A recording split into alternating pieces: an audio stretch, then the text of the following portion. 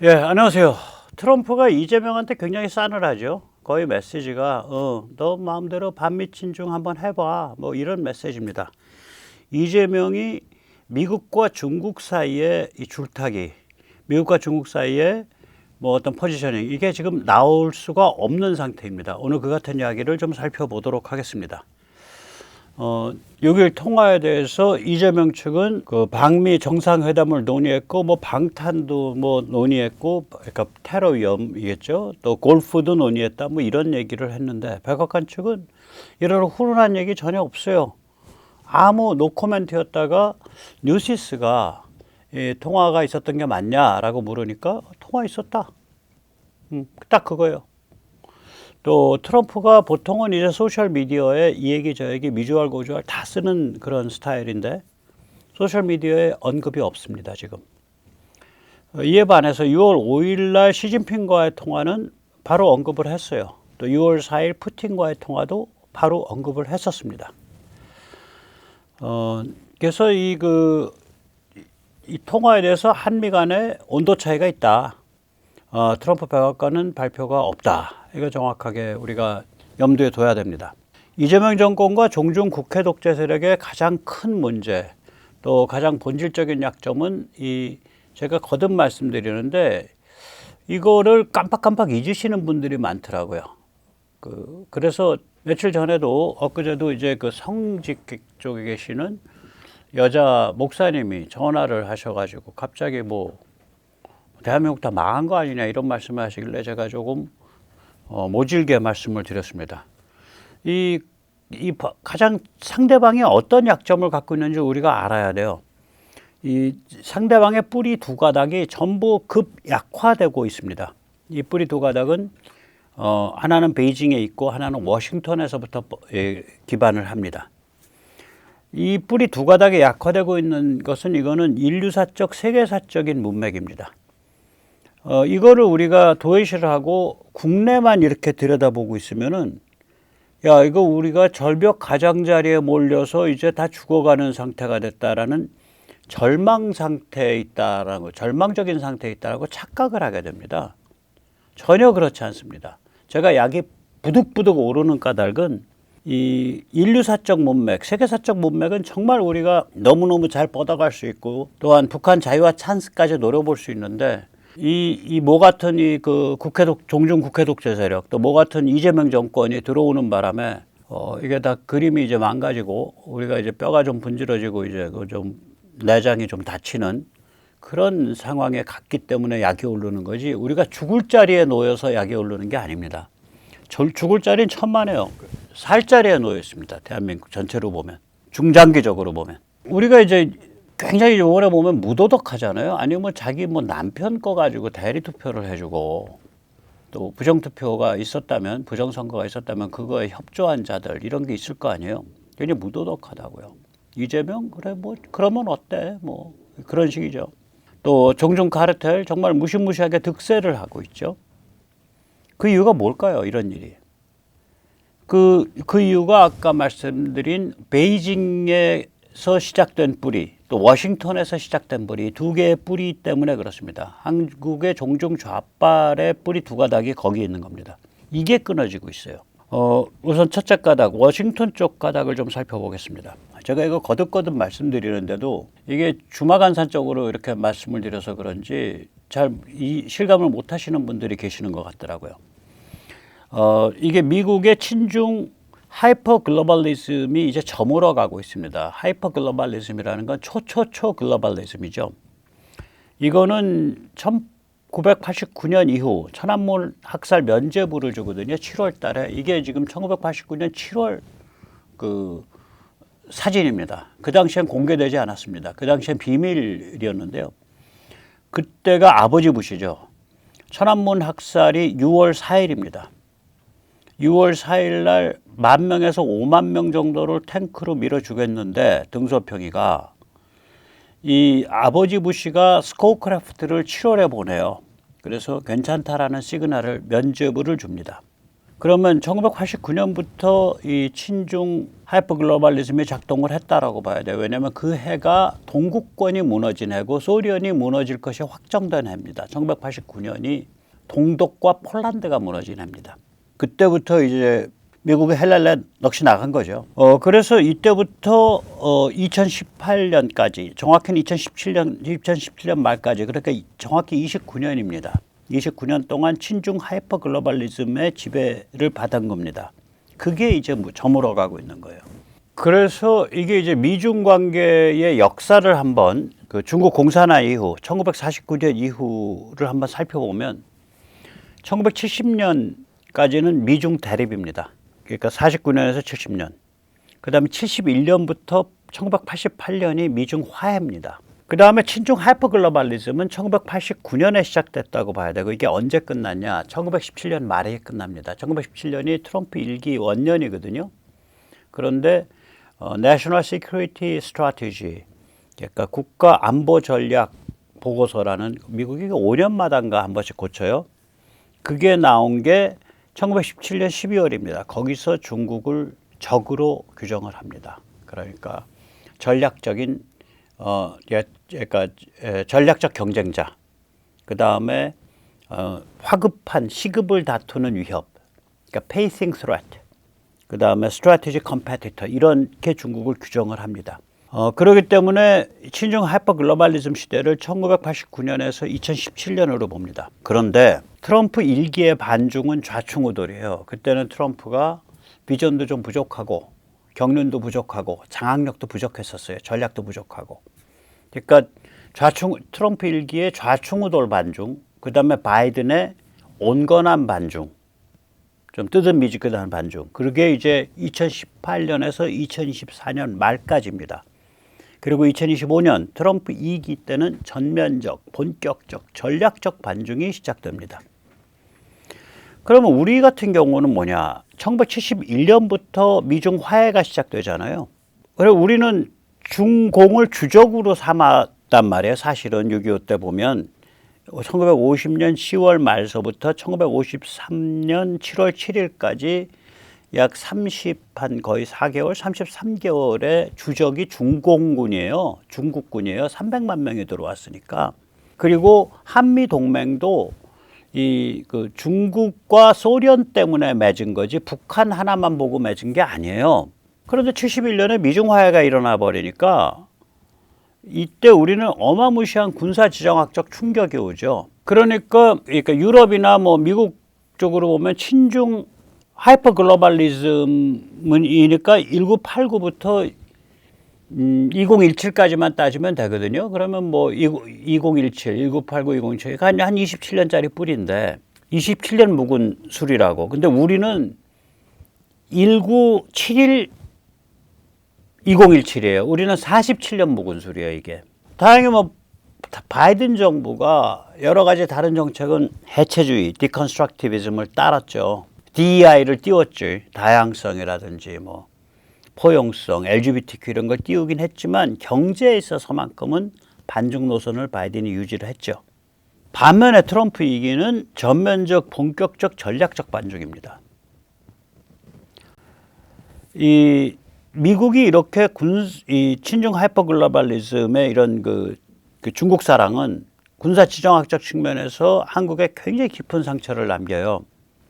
예를 들어서 2010년 천안함 폭침이 터졌을 때 미 국무부는 우리는 북한이 한지 안 한지 모릅니다 라고 모르쇠로 일관을 했다고요. 왜냐? 중국을 자극하기 싫어서. 그걸 인정을 하는 순간 대한민국의 응징적 성격의 군사행동을 오케이 할 수밖에 없으니까. 미국의 이러한 태생적 약점, 오바마 정부의 태생적 약점을 물고서 이명박 정부가 증거도 없이 북한을 손가락질하고 있다라고 앞장서서 칼질을 한 게 박선원입니다. 굉장히 음흉한 사람이죠. 미국은 모르쇠를 할 수밖에 없어요. 당시 오바마 같은 스탠스에선. 왜 그러냐면 그걸 오케이를 하는 순간 한국의 북한에 대한 일정한 군사행동이 오케이 나니까. 그러면 이런 것들이 한국의 모리즈, 한국의 정치 심리, 한국의 정치적 그런 그 한국인들의 정치적인 그런 심리 상태 이런 거에 굉장히 깊은 상처를 남기죠. 야, 이게 나라냐? 이 정도 당했는데? 그리고 이제 일부 저쪽 애들은 봐라, 자작극 아니냐? 음모론을 피게 되는 거고. 반면에 지금 트럼프 이기같이 전면적 본격적 전략적 반중을 하게 되면 국내 각 분야에서 반중 각성이 더욱더 강화될 수밖에 없어요. 그러니까 이재명이는 국내 각 분야에서 일어나고 있는 이 반중 정서를 정면으로 마주할 수밖에 없는 거예요. 그 다음에 미국의 이제 친중 하이퍼 글로벌리즘 노선이 정말 치명적 해악을 끼친 것은 정신 문화 분야예요. 저는 문화 마르크시즘, 칼처럴 마르크시즘이라는 용어를 안 씁니다. 왜냐? 이거를 띄운 애들이 마크시스트가 아니야. 이거 띄운 게 디즈니 아니야. 예를 들면 디즈니가 돈지랄 하는 데지 거기에 무슨 마크시스트예요. 이거 DEI 그 다양성, 닥치고 평등, 포용성, LGBTQ 뭐 이런 거 띄운 애들이 마크시스트가 아니고 뒤에서 이거 불질른 게 미국 경제, 미국 학계, 미국 정치권의 초특급 거물들이에요. 그들이 문화 마르크시즘에 물들었기 때문이 아니에요. 그들은 왜 이걸 띄웠냐? 이걸 띄워주면 공화국 체제, 주권국가 체제가 약화된다라고 생각한 거예요. 그래서 DEI를 띄워준 거야. 그러니까 국내 종중 좌빨 입장에선 대한민국 체제 약화될 수 있으니까 그걸 그냥 받아서 쓴 거지. 그리고 서로 윙크질 하면서 우리 컨셉 있어요. 우린 진보예요. 우린 저 구독다리들 아니에요. 귀하들의 파트너는 우리밖에 없어요. 뭐 이런 그 굉장히 음탕한 꼬리질 치면서 그러면 이 미국의 경제, 학계, 정치권의 초특급 거물들이 왜 DEI를 띄웠냐? 공화국 체제, 주권 체제, 주권국가 체제 약화되기를 원하고 그들 관점에서는 보면 세계 시장과 돈이면 모든 문제가 해결되니까 공화국이라든지 주권국가는 거추장스러운 걸림돌이라고 생각했던 거예요, 이 자들이. 이 시기에 1989년에서 대개 2020년대 초까지도 그래요. 요새 들어서 이제 불이 꺾였지. 요즘 들어서야 불 꺾였죠. 그런데 이게 야, 이거 무슨 한가한 얘기야라고 하실지 몰라도 이게 쟤들한테 어마무시한 그 아우라를 주는 거예요. 정신적 아우라를. 이 종종 좌빨 애들한테. 우리는 진보고, 우리는 컨셉 있고, 우리는 글로벌하고, 우리는 미국의 그런 생각 있는 자들이랑 최소한 같이 맘먹고 같이 그 자들이랑 용어를 같이 쓰고 성인지 감수성, 성적 자기결정권, gender self-determination, gender sensitivity 이런 거 다 걔들 용어라고. 심지어 제왕적 대통령까지도 걔들 용어에 미국 좌빨 용어예요. 그 다음에 저기 대법원 판사수 확 내리는 거 그거 민주당 좌빨 용어예요. 슈프림 코트 패킹인가 그래요. 걔들 거 그냥 갖다 쓰는 거예요. 왜 그러면 미국의 그쪽 애들이라는 게 그 배후에 뭐가 있는 거냐면 바로 경제, 학계, 정치권의 초특급 거물들이 미국의 공화국 체제, 미국의 주권국가 체제를 거추장스럽게 여기거든. 얘들 관점에서 보면 요새는 좀 바뀌었어요. 세계 시장과 돈만 있으면 모든 문제가 해결되는데 왜 자꾸 정부가 날뛰어? 이거지.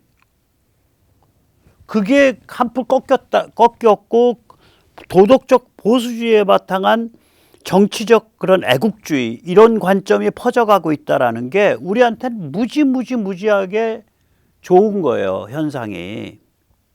그리고 중국을 쟤들은 저기 그 인민 약탈, 국가 약탈, 중국 공산당 애들은 그런 체제야라고 도덕적으로 판단하고 있는 게 우리한테 굉장히 좋은 거예요.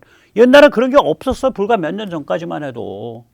그런 우리의 한국의 그러니까 자유공화 시민이 서로 이렇게 필이 통할 수 있는 서로 눈짓을 주고받을 수 있는 그러한 담론과 흐름이 미국에 없어 눈에 안 보였었다고요. 그전엔. 근데 이젠 거꾸로 바뀐 거지. 우리가 오히려 미국과 눈이 잘 통하고 필이 잘 통하고 쟤들은 씹죽으려진 거지. 종중 좌빨은. 이게 굉장히 큰 차이예요. 그러면 이게 조금 더 시간이 가면 무슨 영향이 미치냐면요. 기자들, 대학 교수들, 학자들, 목사들, 또 한 걸음 건너뛰면 스님들, 이런 사람들이 영향을 받아요. 왜냐하면 이게 일정한 그 세계관이나 사고방식의 변화이기 때문에. 굉장히 큰 겁니다, 이거. 이런 정신문화적인 그 트렌드라는 게. 이 친중 하이퍼 글로벌리스트 관점에서 보면 이거거든요. 스탈린주의 학살자, 모택동주의 학살자, 김일성주의 학살자도 세계시장 속에 돈 맛을 알게 되면 착해져요. 세계시장과 돈이 구세주이며 구원자입니다. 우리는 더 이상 주권국가라든지 공화국에 매달릴 필요가 없어요. 교실에서 태극기 다 내리세요. 그거 다 국가주의예요. 국가주의, 스테이티즘이에요. 한 발 가면 그거 더 나가면 그건 파시즘입니다. 그런 거 다 내리세요. 이 주권국가 체제와 공화국 체제를 약화시켜야 됩니다. 이게 미국의 친중 하이퍼 글로벌리즘의 이해관계를 담은 세계관이에요. 그래서 얘들은 이런 세계관을 가지고, 이런 목적을 가지고 DEI, 다양성, 닥치고 평등, 포용성을 띄웠던 거예요. 그러니까 표면만 보면 문화 막스주의라고 부르지. 근데 그 돈 누가 나와? 하버드를 그런 대학으로 만든 거 누가 그렇게 만들었어? 막시스트들이 그렇게 만든 거야? 각성하고? 아니에요.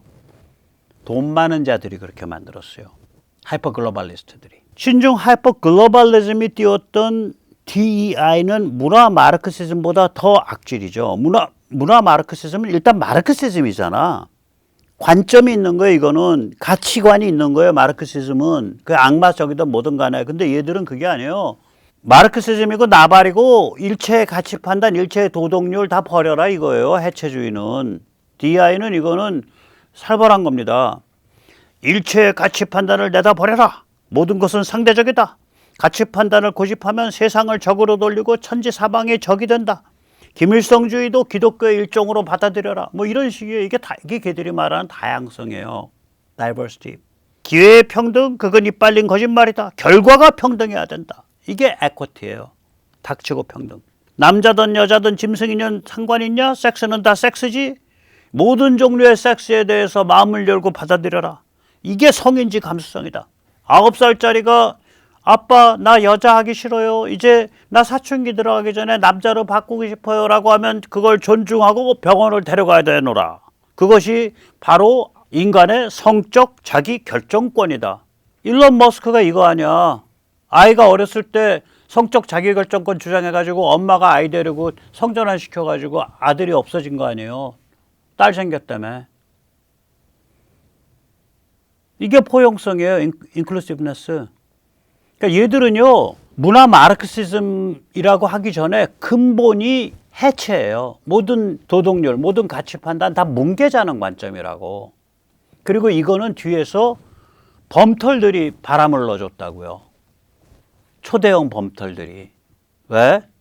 공화국 체제, 주권국가 체제를 국가주의라는 이름으로 악마화 시켰거든, 그들이.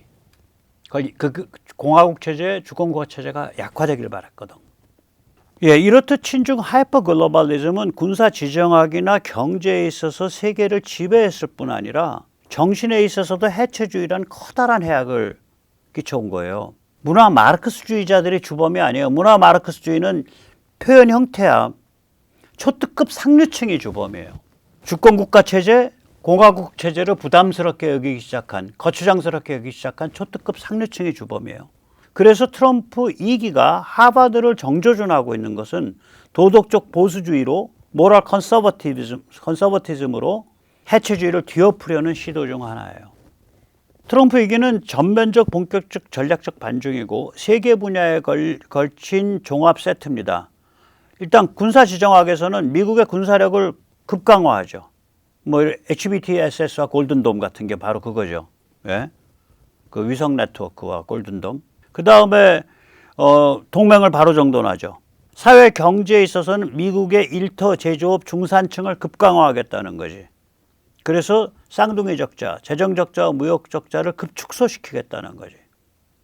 그러니까 지금 월 한 600억 달러, 610억 달러 선까지 주저앉았는데 이거 아마 더 주저앉으면 400억 달러까지 주저앉을 거예요. 그건 좀 두고 봐야 돼요. 세 번째는 정신 문화 측면에서는 도덕적 보수주의, 모럴 컨서버티즘으로 해체주의를 극복하는 거예요. 그래서 제가 이게 다 중국을 겨냥해 사실은. 왜냐? 미국이 강화되고 미국 서방의 자유공화국 체제가 강화되면 중국은 죽거든. 중국 최대의 적은 미국 헌법입니다. 그게 강화된 중국을 죽는 거예요. 중국은 숨도 못 쉬게 돼요. 여기서 잠시 세뇌탈출 자유구독료 부탁 말씀 올립니다. 아시다시피 세뇌탈출은 광고가 잘 붙지 않습니다. 붙더라도 천천히 붙는 경향이 있습니다. 도와주시면 보다 좋은 컨텐츠로 찾아뵙는데 커다란 힘이 되겠습니다. 감사합니다. 자, 그래서 워싱턴 뿌리가 말라갔어. 두 번째는 이제 시진핑 원령 및 중국 공산당 체제의 위기입니다. 지금 중국은 시진핑 권력만 위기인 것이 아닙니다. 뭐 평론가들은 시진핑 체제 위기, 뭐 후진타오는 잘했는데 시진핑이 망쳤어. 아닙니다. 애초에 시진핑 왜 뽑았냐고. 중국 공산당 체제가 애초에 시진핑을 왜 뽑았냐고. 2008년에 후계자로 뽑고 2012년에 정식으로 왜 뽑았냐고. 2022년에 3차 연임 왜 시켰냐고. 중국 공산당이 시진핑을 필요로 했던 거예요. 왜?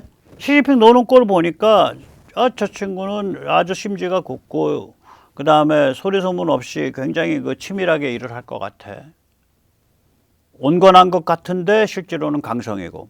그래서 시진핑을 내세우면 중국의 체제 모순, 중국의 체제 위기를 돌파할 수 있다라고 본 거예요. 이미 중국의 체제 위기가 후진타오 때부터 온 거예요. 2008년 때부터 오기 시작한 거예요. 2008년 그 글로벌 금융위기, 국제금융위기 때 온 거예요. 왜냐면 그때 중국이 통화 증발시키면서 국가주도로 경기를 확 살려냈거든. 그럼 이제 그거에 대한 대가를 치르기 시작하는 게 이제 대가가 눈앞에 오는 거잖아. 그 대가 치를 것 각오를 하고 시진핑을 내세우면 체제 위기를 극복할 수 있다라고 본 거예요. 저는 그래서 중국이 잘 나갈 수 있었는데 진핑이 때문에 망했다가 아니에요. 중국 원래부터 문제를 갖고 있고 그 문제가 점점 심각해져 가고 있었는데 시진핑을 통해서 그 문제를 극복하거나 뭐 완화시킬 수 있다라고 판단을 하고 시진핑을 선택한 거야. 이게 이제 그 2022년도에 그 전당대회인데 이게 전당대회 할 때 이렇게 다 봤어요. 시진핑 연설 때 어린애들이 학교에서, 유치원에서, 가정에서 보는 거 인증샷 찍어갖고 직장에 제출하고 그랬어요. 이 4년임을 그때 결정했잖아요. 2022년 전당대회에서 2시간에 걸쳐서 연설했습니다. 첫째, 대만을 평화통일하고 싶으면 무력 사용도 뭐 사용하지 않는다. 둘째, 중국은 미국의 보호주의, 일방주의, 패권주의에 분연히 반대한다. 셋째, 뭐 샹하이면 샹하이 전체를 막 닫아거는 그런 엄격한 제로 코로나 정책을 앞으로도 밀고 나갈 것이다. 이것이 친생명 정책이다. 그게 시진핑의 이야기였습니다. 이때 2시간에 걸친 3연임이 결정된 중국 공산당 전당대회에서. 시진핑이 중국 공산당 체제를 약화시킨 게 아니에요. 시진핑 때 체제의 내부 모순이 화끈하게 드러났을 뿐입니다. 이 체제는 본질적으로 국가약탈, 인민약탈 체제입니다. 농촌 출신 노동자 수억 명을 해안 도시에서 사실상 외노자 혹은 불법 체류자 신분으로 만들죠. 이게 그 후코우 그 서류예요. 호적증, 우리로 치면 주민등록증 비슷한 서류인데 이걸 후코우, 호구라고도 하고 후지, 호적이라고도 합니다. 이게 노예 신분증이라고요. 제가 거듭 말씀드리지만 예를 들어서 뭐 동관이나 셴천에 있는 외노자는 자녀를 동관에 있는 공립학교를 못 보내. 그럴 틈이 없어. 그런 그 자리가 없어. 그러면 굉장히 허접한 사립학원 비슷한 걸 보내야 돼요. 중국 공산당 체제에 이게 이제 그 계급 차별인데 일종의 이게 내부식 민지입니다. 내부식 민지죠. 해안과 내륙의 불평등을 최대 3.5배 이상도 벌렸어요. 그러니까 개인이나 가족 사이의 불평등이 아니에요. 2017년 기준 지금은 더 벌어졌을 텐데 샹하이 베이징의 1인당 GDP는 14,000달러예요. 그런데 티벳과 감속은 3,500달러예요. 지역이 그러면 이게 뭐야? 3.5배잖아. 이거는 내부식 민지란 소리예요. 인터널 컬러니에요. 그러면 이건 언제부터 그랬냐? 3,500년 전 황제 때부터 그래. 중화 제국이라는 게 3,500년 전부터 황제가 있는 중앙과 그 다음에 식민지로 내부식 민지로 경영하는 변방으로 구성된 거예요. 똑같은 일이에요. 지금 그 중앙은 베이징과 샹하이입니다. 그리고 해안에서 멀어질수록 내부 식민지가 되는 거예요. 그래서 그 내륙 출신이 해안 도시에 와서 일을 할 때는 일종의 불법 체류자 신분 같이 되는 거죠. 그러니까 이런 체제가 이게 가만히 생각을 해보세요. 그러니까 이 체제의 꼭대기엔 약 1억 명 중국 공산당원이 있죠. 예. 그 1억 중국 공산당원 역시 삼각형 구조죠. 이런. 그 최정점에는 베이징 특구 중난하이에 오골오골 모여 사는 초 상류층이죠. 이게 중난하이죠. 예. 중국 우리 함부로 못 때려요. 쟤들은 다른 데서 1억 명, 2억 명 죽어도 중난하이에서 1000명 죽는 거만 못해. 근데 중난하이가 서울에서 1000km야. 우리가 중국과 가까이 있음으로써 안보상의 위협을 느끼듯이 중국도 우리랑 가까이 있으면서 안보상의 위협을 느낄 수 있어요. 단지 이제 우리 존경하는 리짜이밍 정권이 됐기 때문에 좀 안보상의 위협을 덜 느끼시겠네. 또 이 시진핑 권력 및 중국 공산당 체제의 위기를 좀 더 말씀을 드리면 이런 체제는 당연히 민간 기업보다는 국영기업, 인민해방군 기업, 성정부 기업을 키우죠. 인민해방군이 중국 최대의 기업 집단입니다. 그러니까 직접 그 전략적인 부분을 운영을 해요. 중국 금융기관 여신의 70에서 80%가 이런 범털 기업에 가요. 20~30%가 이제 그 일반 그 민간 기업들한테 가는데 그 민간 기업의 오너인 개인들은 관시가 있는 개인들이지. 이제 이 모양으로 돼 있으니까 수출은 늘어가지만 쌍순환이 일어날 수가 없죠. 내수 수출 선순환이 일어날 수가 없죠. 국내 소비 고도화가 없죠. 밀어내기 수출, 과잉 생산시설, 과잉 카파 수출만 성장하는 거지. 그런데다가 지금 미국이 앞장서서 서방의 기술, 합작, 유학, 자본, 시장을 조이잖아. 숨쉬기가 점점 더 어렵죠. 이건 시진핑 권력의 위기일 뿐만이 아니라 공산당 체제의 위기가 되는 거죠. 그래서 반시진핑파가 인민해방군을 장악했다. 그래서 매일 친시진핑 간부들을 숙청하고 있다라는 뉴스가 지금 파다하잖아. 중국 인민해방군 자체가 이미 반시진핑파가 장악했다는 거예요. 근데 중국은 권력의 마지막 기반이 인민해방군이거든요. 그러니까 군에 대한 당의 우위가 확실치 않아요, 중국이. 옛날에는 군이 항상 우위였어요. 그래서 모택동이가 군을 자기 새끼처럼 거느렸기 때문에 그래서 모택동이가 장기 집권한 거예요. 제가 엊그제도 말씀드렸지만 소련 때는요. 당이 군을 제어하려고 민간 고급 당원을 군복을 입혀서 파견해요. 그걸 정치위원, 폴리티컬 커미사르라 그래요. 당이 군으로 파견해요. 중국은요. 인민해방군이 당으로 파견합니다. 정치위원을. 그러니까 파견 방향이 달라. 그래서 이 시진핑이 인민해방군에 대한 제어권을 만약에 진짜 상실했으면 시진핑은 지금 뭐 절반쯤 허수아비예요. 절반 이상. 그건 확실합니다. 만약에 그렇다면. 이 루머가 확실하다면. 거기다가 시진핑 이게 뭐 우연인지 아니면 뭐 누가 이렇게 돌아가시게 만든지 모르겠는데 예, 수치량 6월 3일 날 예, 쉬치량 중국 국영 언론들이 공식 보도를 했어요. 시진핑이 인민해방군을 장악했을 때 1등 공신이 누구야? 쉬치리앙입니다. 쉬치리앙이 지금 75살인데 병으로 숨졌다라고 발표를 했어요. 여기에 대해서 온갖 루머가 흉흉합니다. 네, 지금 쉬치리앙이 과연 병으로 죽었냐 아니면 병으로 죽임 당했냐 뭐 여러 가지. 예. 자, 요약합니다. 미국에서 친중 하이퍼글로벌리즘이 폭망하고 있죠. 군사지정학과 경제 측면뿐만이 아니라 정신문화 측면에서 해체주의라는 그런 측면에서도 폭망하고 있어요. 이거는 뭐냐면 그 한국 좌빨의 군사지정학적 한국 좌빨은 미국과 중국이 미국에서 미국이 친중 사랑에 빠져 있어야 군사지정학적 경제적 비전이 나와. 미국이 해체주의에 함몰돼 있어야 한국 좌빨도 관념 언어 체계를 고스란히 갖다가 써. 이게 다 무너진 거예요. 둘째, 시진핑 권력뿐 아니라 중국 공산당 체제가 위기에 빠져 있어요. 미국의 전면적 본격적 전략적 반중에 의해 중국은 반쯤 정신이 실종된 상태입니다. 지금. 그래서 아까 그 그림으로 돌아오는 거예요.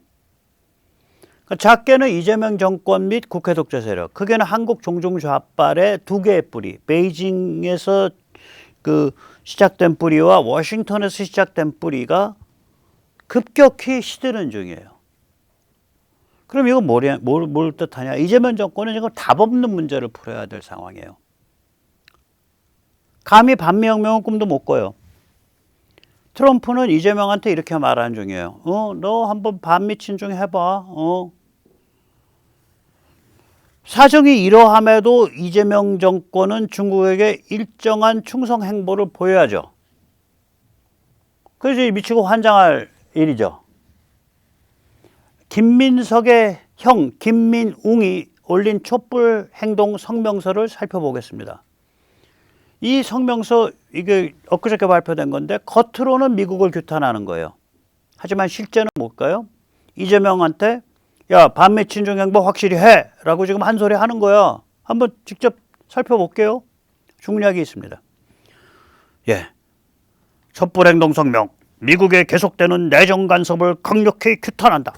미국이 한국 대선 결과에 대해 황당한 입장을 내놓았다. 미국 백악관이 한국 대선 결과에 대한 미국 정부의 입장을 묻는 연합뉴스의 서면 질의에 한미동맹은 철통같이 견고하다. 한국의 자유롭고 공정한 선거를 치렀지만 미국은 중국이 전 세계 민주주의 국가들에 간섭하고 영향력을 행사하는 것에 우려하고 반대한다.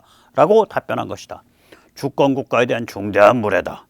미국의 이 발언은 중국이 이번 한국 대선에 간섭하고 영향력을 행사했으며 지속적으로 영향력을 행사할 것이라는 의미이다.